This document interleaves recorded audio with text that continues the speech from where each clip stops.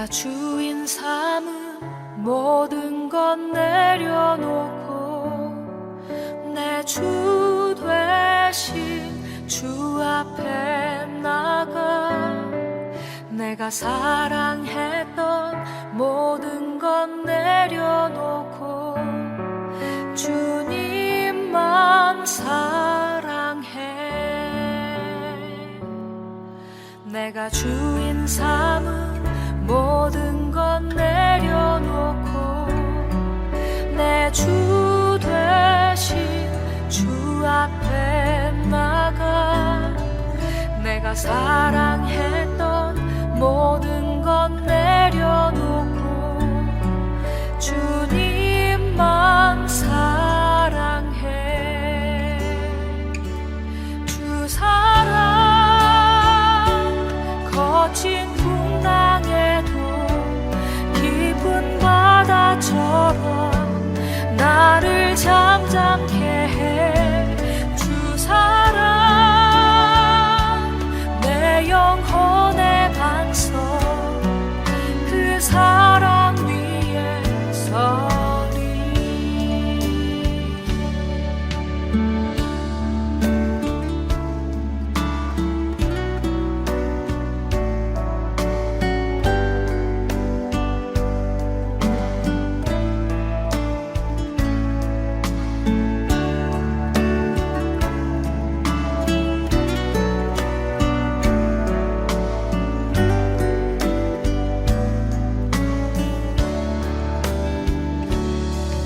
내가 주인 삼은 모든 것 내려놓고 내 주 되신 주 앞에 나가 내가 사랑했던 모든 것 내려놓고 주님만 사랑해.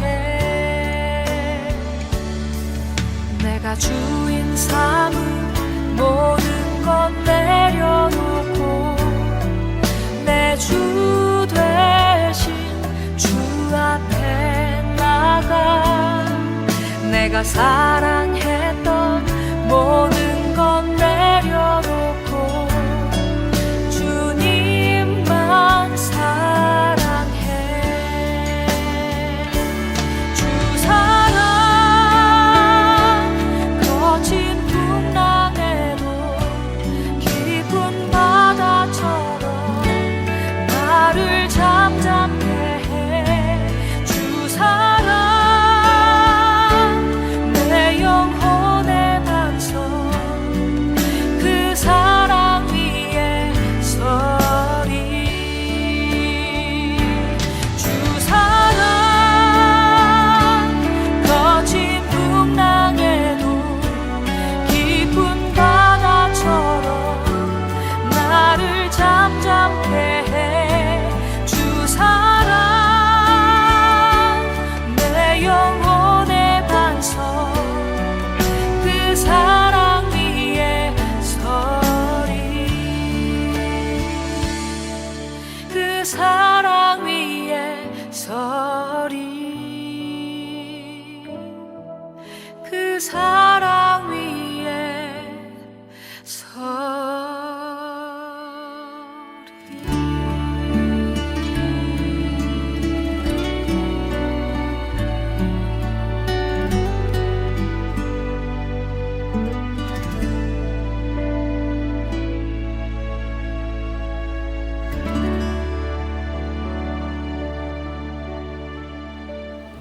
오늘 증거할 말씀은 마태복음 15장 24절 말씀입니다. 마태복음 15장 24절 말씀을 봉독해 드리겠습니다. 예수께서 대답하여 가라사대 나는 이스라엘 집에 잃어버린 양 외에는 다른 데로 보내심을 받지 아니하였노라 하신대.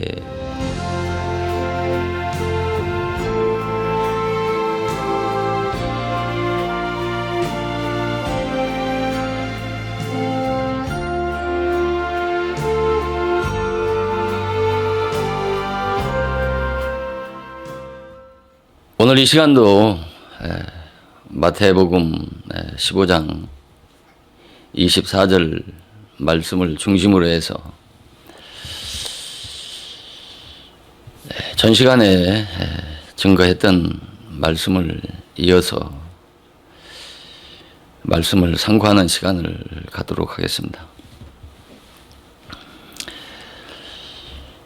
여러분들은 기독교의 구원이 어렵다고 생각을 하십니까? 아니면 쉽다라고 생각을 하십니까?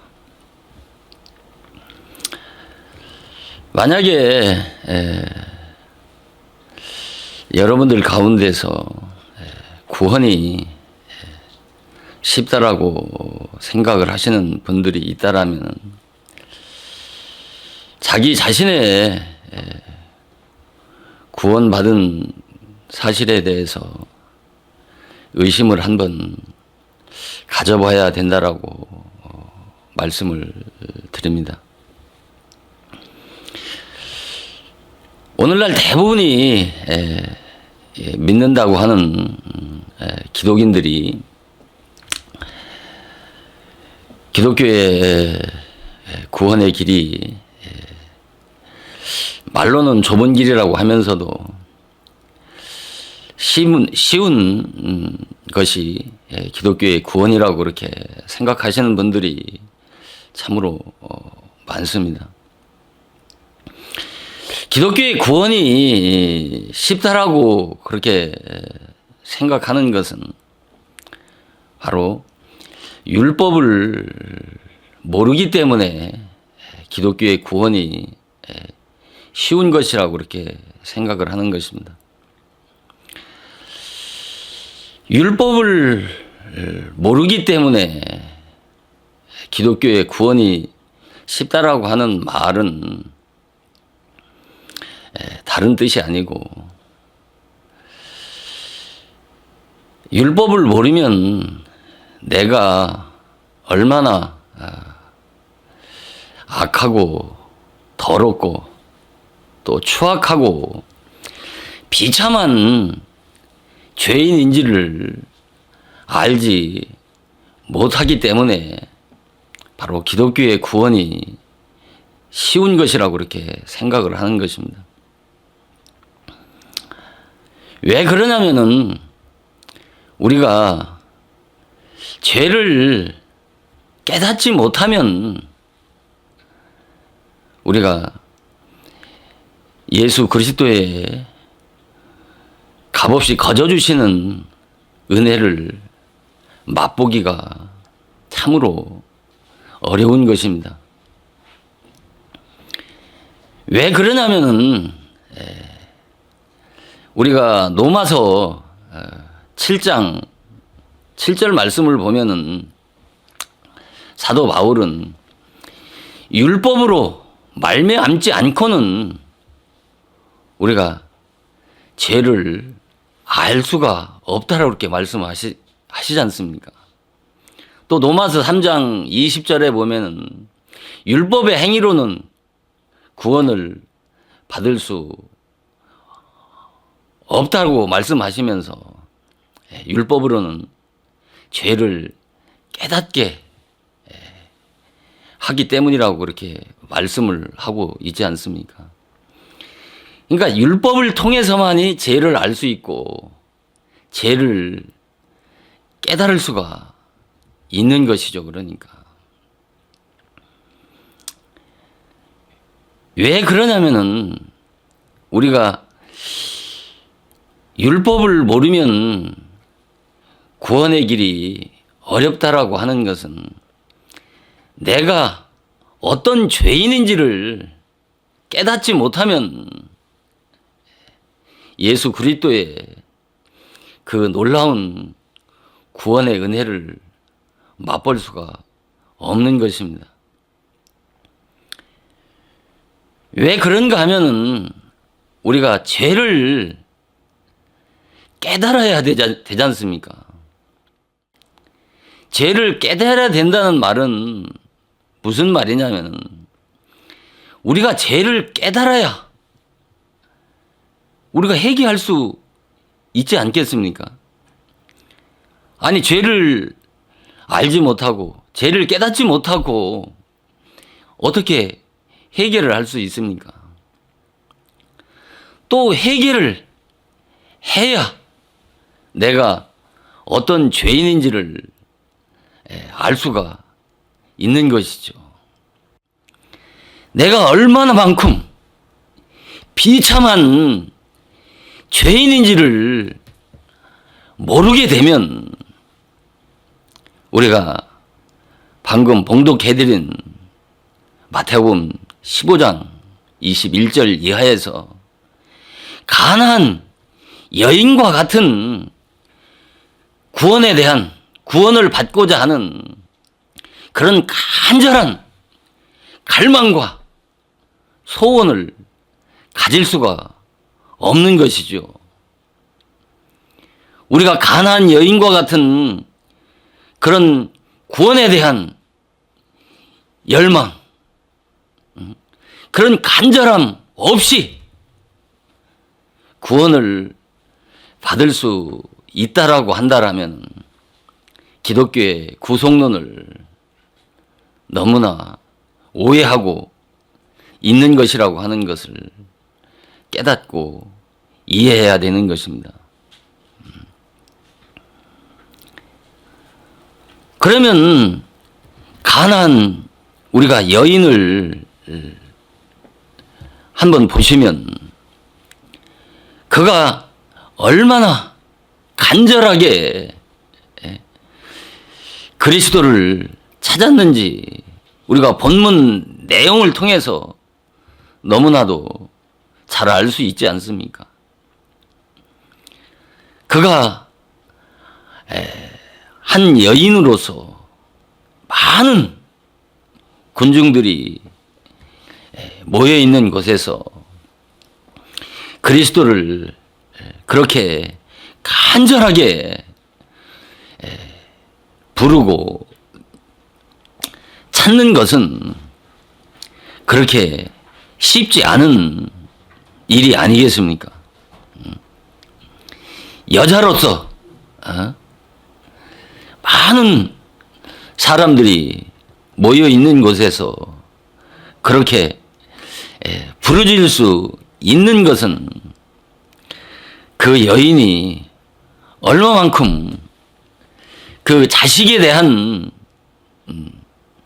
그 병으로 인해서 고통받는 그 자식의 병을 고침을 받기를 얼마나 간절하게 사모했는지를 짐작할 수가 있지 않겠습니까? 이것은 이 가난한 여인의 사건은 단순하게 딸의 병을 고친 이야기가 아니고 가난한 여인이 구원받은 이야기인 것입니다. 우리가 그 가난한 여인이 얼마나 크게 소리 지르고 부르짖었으면 제자들이 시끄러워서 그 여인을 앞서 보내자고 예수님에게 청했겠습니까? 그럼에도 불구하고 이 여인은 예수님 앞에 나와서 나를 도와달라고 하면서 예수님에게 엎드려 절하기까지 하지 않습니까? 또 예수님께서 그 여인에게 이방의 개라고 함에도 불구하고 그 여인은 개도 주인의 상에서 떨어지는 부스러기를 먹지 않느냐고 하면서 자기의 예수님을 찾은 목적을 위해서 굽히지 않는 그 여인의 모습은 그가 구원에 대한 그 열망과 그 간절함이 어떠했는지를 짐작할 수 있지 않겠습니까? 그래서 제가 오늘 이 시간도 율법이라고 하는 것이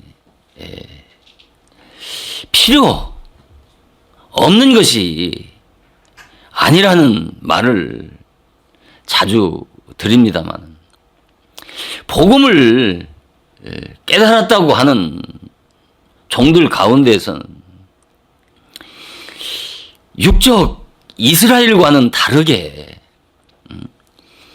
이방인들에게 율법을 주지 않은 것이 크나큰 복이라고 이렇게 말을 합니다만, 이것은 엄청난 기독교의 구원의 도리와 구속의 원리를 한편만 보고 깨달은 무지에서 나오는 말인 것입니다. 우리가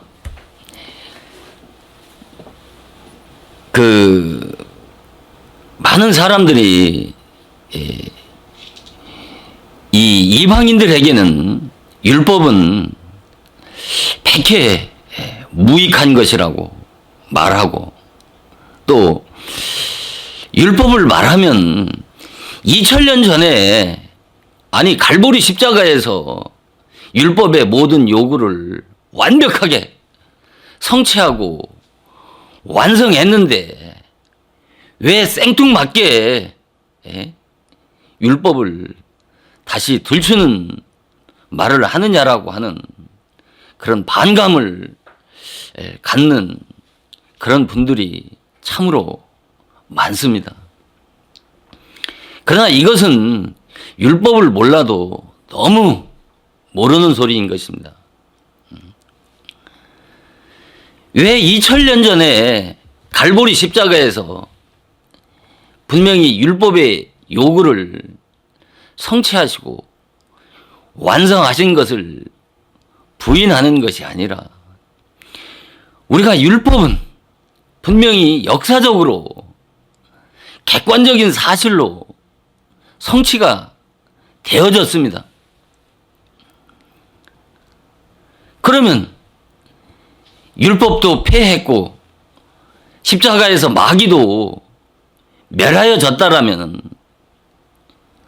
오늘날 기독교 안에 율법이나 마귀의 역사가 없어야 될 텐데, 율법도 건재하고 마귀의 활동도 계속 되어지고 하는 이유는 무엇이겠습니까? 우리가 율법이 폐해지고 또 마귀가 예수님의 십자가에서 죽으실 때 마귀도 멸하여진 것은 사실인 것이지만, 그러나 우리가 알아야 될 것은 이 역사는 그리스도 안에서 폐해진 것이고 그리스도 안에서 마귀가 멸하여진 것입니다. 그리고 예수 그리스도를 믿는 그리스도 안에서 구원받은 그리스도인들 안에서 폐해지고 멸하여진 것입니다. 그러나 아직도 구원 안에 들어오지 못한 돌같이 완악하고 강팍해서 회개할 줄 모르는 그런 자들에게는 율법으로 정죄해서 도덕성을 계몽을 시켜서 그리스도를 찾게 해야 하기 때문에 율법은 이 세상이 폐해질 때까지, 이 세상이 존재하지 않을 때까지 율법은 여일하게 존재하는 것이며, 마귀의 역사도 여일하게 존재하고 역사하는 것입니다.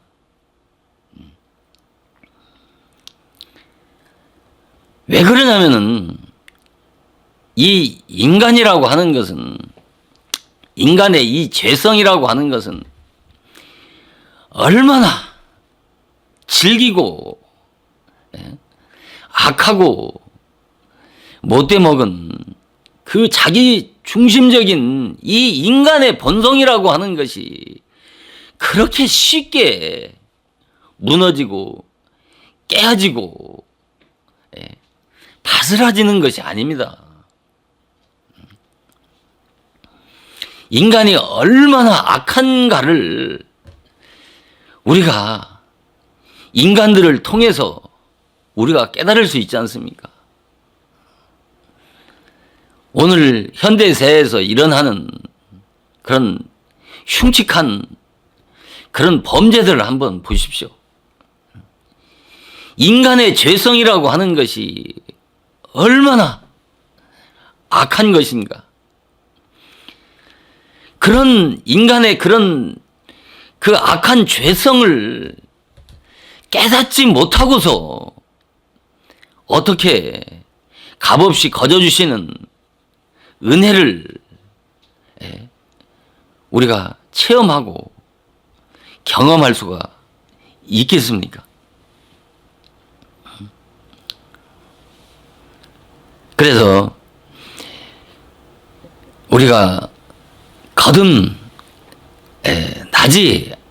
않은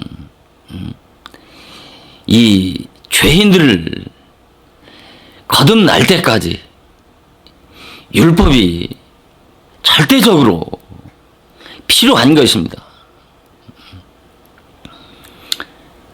그래서 교회에 나왔어도 거듭나지 못하면 인간은 그 제멋대로 자기 마음대로의 그런 옛사람의 본성이 쉽게 무너지지 아니하는 것입니다. 그래서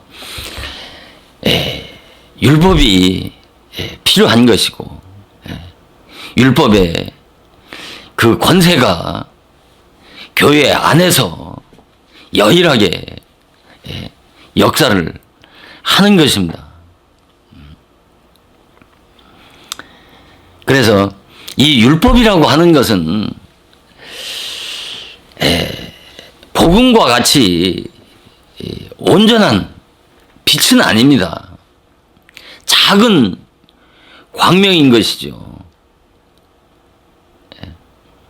그래서 거듭날 때까지 이 영성과 도덕성을 계몽을 시켜서 그리스도 앞으로 나오도록 인도하는 것이 그 율법의 그 본질적인 사명인 것입니다. 그래서 거듭나지 못한 인간에게 거룩하게 살아라, 의롭게 살으라고 아무리 애쳐봤자 소기의 경일기와 다를 바가 없는 것이죠. 그래서 인간은 도덕성과 영성이 연약하면 그런 자는 하나님에 대해서 잘 알 수가 없는 것이죠. 그래서 율법이라고 하는 것은 거듭나기 전까지 하나님은 어떤 분이시고 또 지옥은 어떤 것이고 천국은 어떤 것이고 하나님의 의의 표준은 어떤 것이고 의와 거룩, 경건과 같은 것을 먼저 배우는 것입니다. 또 가리키는 것입니다. 이것이 기독교의 초보인 바로 초등학문 율법이라고 하는 것입니다. 그러니까. 그래서 율법을 주신 인간의 그 궁극적인 목적이 무엇이냐면은 메시아의 그 약속을 바라보게 하는 것입니다. 율법이 어떻게 메시아의 약속을 바라보게 하느냐라고 하는 그런 의문을 가질 수가 있습니다만은 율법을 메시아의 약속을 바라보게 한다라고 하는 것은 바로 예수 그리스도를 통해서 영생을 주시겠다라고 하는 바로 그리스도를 찾고 그리스도를 바라보게 한다라고 하는 것이죠. 그러니까 우리가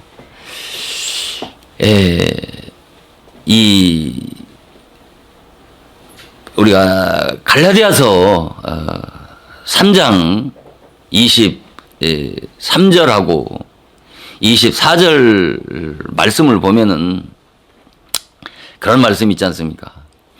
믿음이 오기 전에는 우리가 율법에 매인바되고 계시의 믿음의 때까지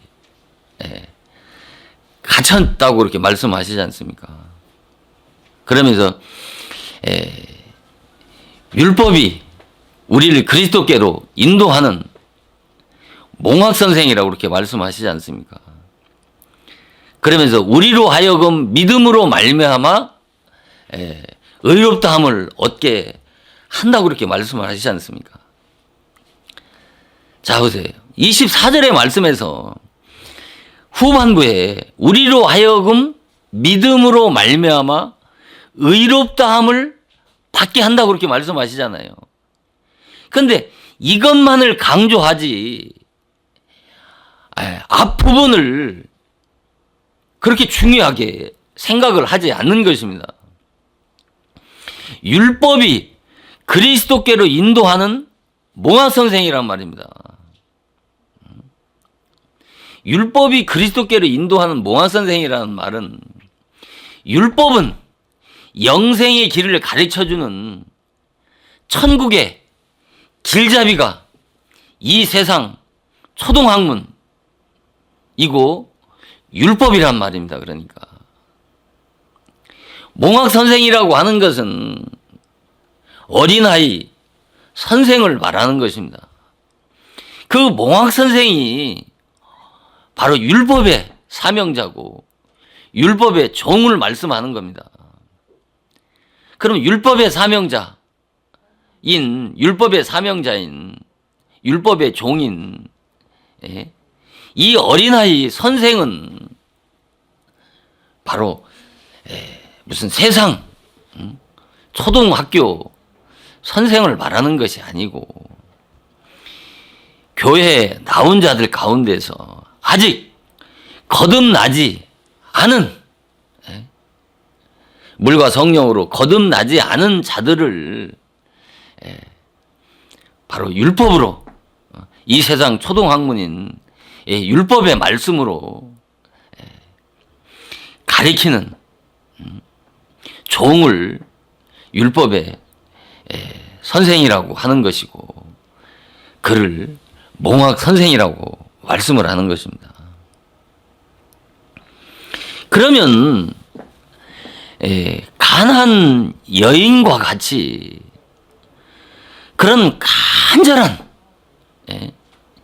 열망, 열정, 그리스도에 대한 간절한 소원을 어떻게 갖는 것입니까? 바로 죄와 피 터지게 싸워야 하는 것입니다. 죄와 싸우지 않으면 우리 인간은 언제든지 부패, 타락할 수 있는 그런 것이 인간의 연약한 부분인 것이죠. 그러니까 우리가 죄와 싸워야 된다라고 하면 예수 믿으면 되지. 왜 죄와 싸워야 되느냐라고 반문하는 분들이 있습니다. 죄와 싸우는 것을 뭐라고 생각합니까? 율법의 행위라고 생각을 하는 거예요. 오늘날 기독교를 이렇게 부패하게 만들고 썩게 만드는 원흉이 바로 여기서부터 시작이 되어지는 것입니다. 우리가 우리 마음 안에서 일상의 삶 속에서 끝없이 부패한 정욕이 올라옵니까? 안 올라옵니까? 아니, 예쁜 여자를 보면은 아름다운 마음이 들게 되고, 그것이 조금 지나치면은 아니 품어보고도 싶고, 손도 잡아보고 싶지 않습니까? 그것이 나쁜 겁니까?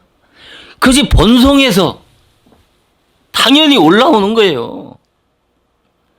그러면 거듭나서 성령이 내주한 그리스도의 성전된 그리스도인의 마음에서는 안 올라옵니까? 안 올라온다라고 하면은 그건 죽은 자지 산 자가 아닌 것입니다. 이 우리 마음 안에서 올라오는 그 실사이 없이 올라오는 그 죄의 정욕과 대항해서 싸우지 않으면 이것만큼 큰 자기 자신에 대한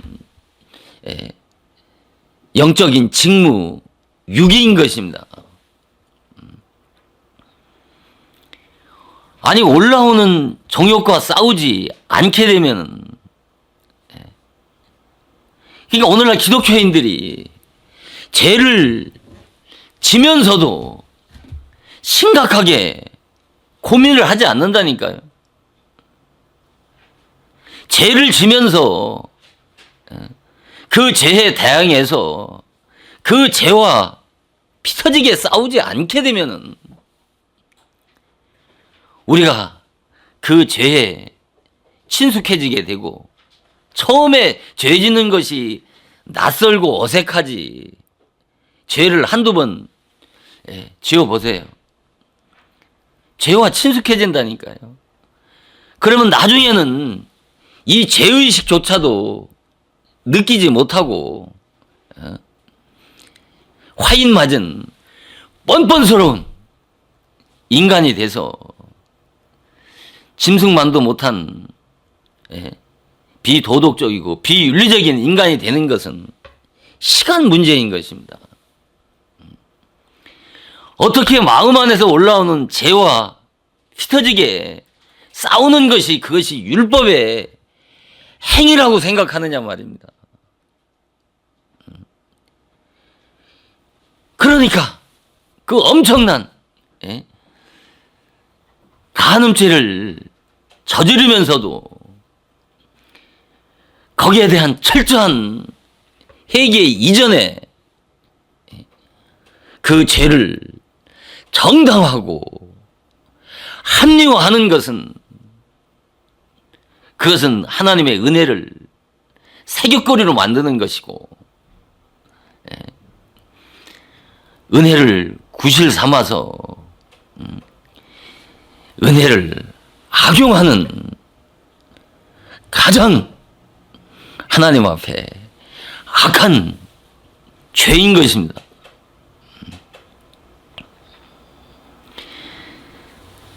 우리가 갈라디아서 3장 19절을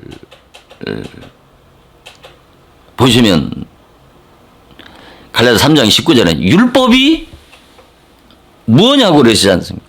율법이 무엇이냐? 범법함을 인하여 더한 것이다 라고 말씀하시지 않습니까?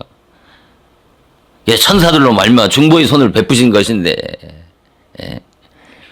중보는 한 편만을 위한 것이 아니고 하나님은 하나이시다 이렇게 말씀을 하시는데 범법함을 인하여 더한 것이라는 말씀은 뭡니까? 범죄한 자에게 율법은 정죄 심판하는 것입니다. 그래서 더한다는 말은 내가 죄인이라고 하는 것을 깨닫게 한다는 것이죠. 그러니까 율법이 죄를 깨닫게 한다는 말입니다. 죄인이라고 하는 것을 알게 한다는 말이죠. 그러니까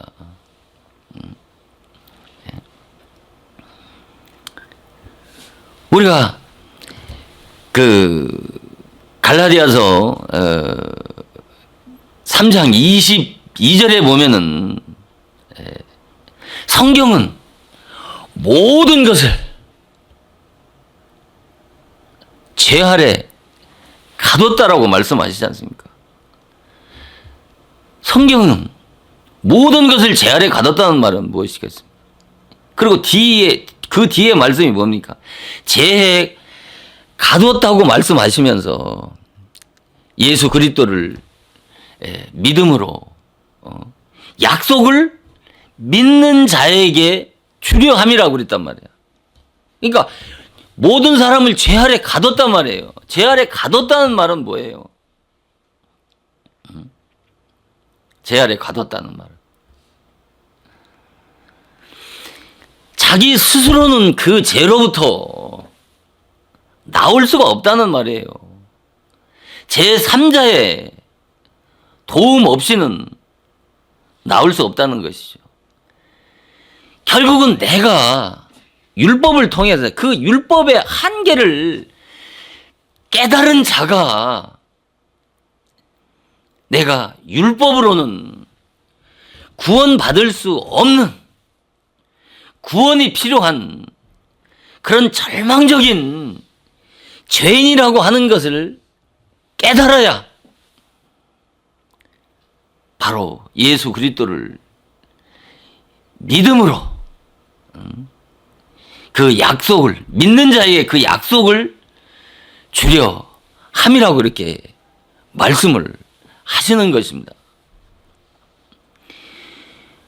교회에 나오는 것은 바로 이와 같은 이 죄라고 하는 문제를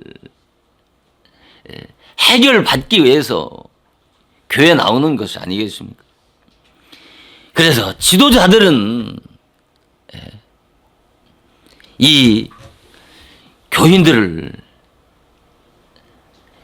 그 중요하게 비중을 두고 가르쳐야 하는 부분들이 이 죄와 싸우게 해야 되는 것입니다.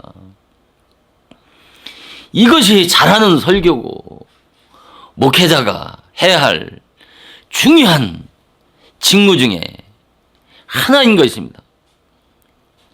죄와 싸우지 않게 되면 인간은 그 부패, 타락하는 것은 시간 문제라니까요.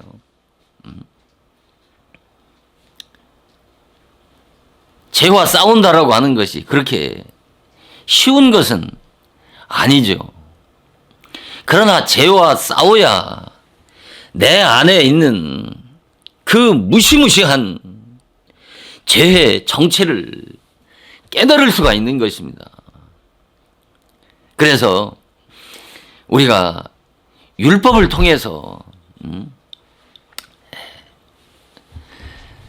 질책과 책망을 받아야 그 복음의 그 달콤한 그 향기를 맛볼 수가 있는 것입니다. 율법을 통해서 심각한 그런 고통을 체험하지 않으면 복음의 의로를 받을 수가 없는 것입니다. 그래서 죄책이 크면 클수록 어떻게 했습니까? 죄책이 크면 클수록이라는 말은 내 죄가 많이 깨달으면 깨달을수록 은혜로 복음으로 그리스도 안에서 용서받을 때 더 영광스러운 것이죠. 그래서 공의를 깊이 안 만큼 그리스도의 사랑과 은혜를 정비례해서 깨달을 수가 있는 것입니다.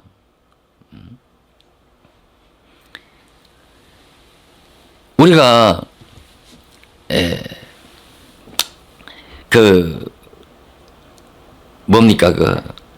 나비나 잠자리를 보십시오.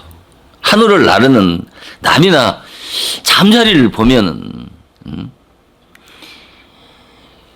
얼마나 아름답습니까?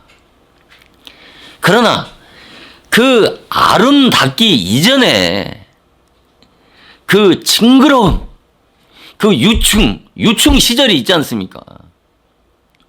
그 징그러운 유충이 성장을 해서 성충이 되어졌을 때 그 성충의 그 껍데기를 벗어 버려야 어떻게 합니까?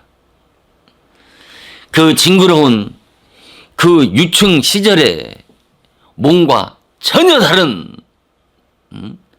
모습으로 창공을 나르지 않습니까? 우리가 구더기를 보십시오. 똥뚝한 애 구더기를 보시라니까요. 그 똥뚝한 애 구더기가 그 똥뚝간에서 올라와야 뭐가 됩니까? 파리가 되어지는 것입니다. 거기서 올라오지 못하면 구더기로서의 일생을 맞추는 것입니다. 올라왔다가 떨어지고 올라왔다가 떨어지고 올라오게 되면 그 더러운 구더기의 모습과는 전혀 다른 몸으로 변화돼서 파리가 되지 않습니까? 그래서 우리가 그리스도의 그런 영광스러운 몸으로 변화받기 이전에 죄와 피 터지게 싸워야 복음으로 거듭나서 주님의 부활체와 같은 영광스러운 몸으로 변화받을 수가 있는 것입니다. 그래서 이 말씀을 듣는 분들 가운데 왜 율법 없이 율법신앙 없이 복음신앙으로 거듭날 수 없는 이유를 이해하고 깨달아야 되고, 가나안 여인과 같은 그런 간절한 그리스도를 만나고 그리스도를 내 마음에 모시기를 그런 갈망하는 간절한 소원이 없이는 구원을 받을 수가 없는 것이기 때문에, 그러한 가나안 여인과 같은 간절한 열망을 갖기 위해서는 자기 안에 있는 죄와 피 터지는 싸움 없이는 그런 심령에 성령이 임하실 수 없고, 성령을 보내어 주시지도 않고, 믿음을 위로부터 보내어 주시지도 않은 것입니다. 그렇게 되면은 우리 기독교의 구원이라고 하는 것은 묘연한 것이고, 기독교의 구원은 추상적이고 원론적인 이론에 맞출 수 있다라고 하는 사실에서 이 율법과 복음의 그 상관관계, 그 연속성을 바르게 이해하고 깨닫는 일에 저와 여러분들이 하나님 앞에 늘 낮고 겸손한 마음으로 하나님의 주시는 그 은혜를 깨닫기를 간절히 예수 그리스도의 이름으로 축원을 드리면서 오늘 말씀을 마치도록 하겠습니다. 잠깐 기도하시겠습니다. 하나님, 예수 믿으면 구원을 받는다고 하는 그 지적인 동의만으로 구원을 받는 것이 아니라 먼저 율법을 통해서 죄를 깨닫고 철저하게 회개한 자라야 가난한 여인과 같이 구원에 대한 간절한 열망과 소원을 가진 자의 심령 속에 성령을 보내어 주셔서 구원하시는 창세 전부터 예정하신 구원 경륜 섭리의 뜻을 밝히 깨닫고 분별해서 하나님께 영광을 돌리는 복되고 영광스러운 임마누엘 복된 하나님의 자녀들이 다 되어질 수 있도록 예수 그리스도의 거룩하신 이름으로 간절히 기도드리옵나이다. 아멘. 축도합니다.